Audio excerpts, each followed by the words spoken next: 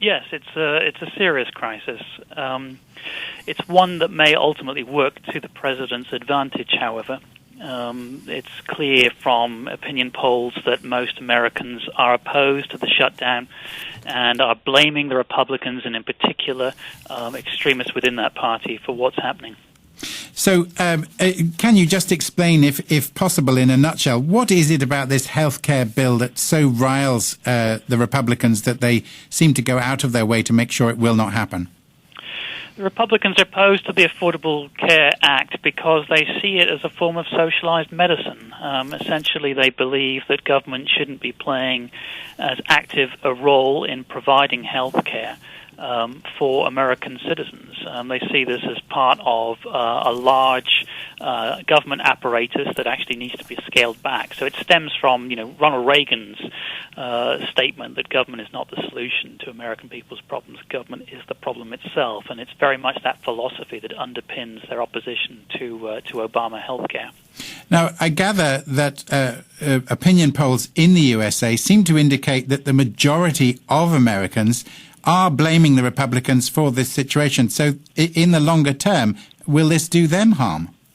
I think it will do them serious harm in the longer term, because the Republicans will be held accountable for having essentially held the country to ransom.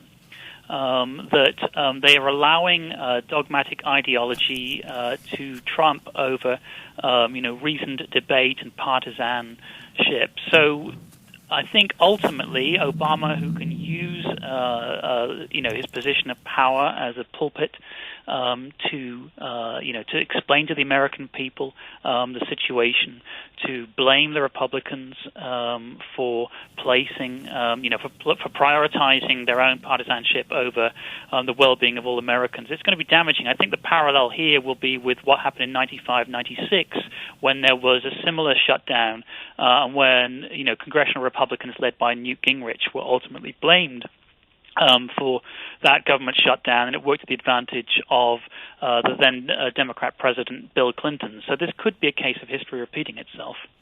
Presumably, though, those in the Republican camp would say that this represents a victory for them, because Mr. Obama is not of their party. They do stand in opposition to many of the things he proposes, rightly or wrongly, and anything they can do to damage his reputation and make him seem weak in the role of president can only do them good next time around when it comes to electing a president.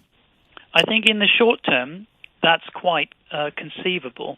But I think that the longer the shutdown continues and the more detrimental the impact that it has, the worse it will be for the Republicans.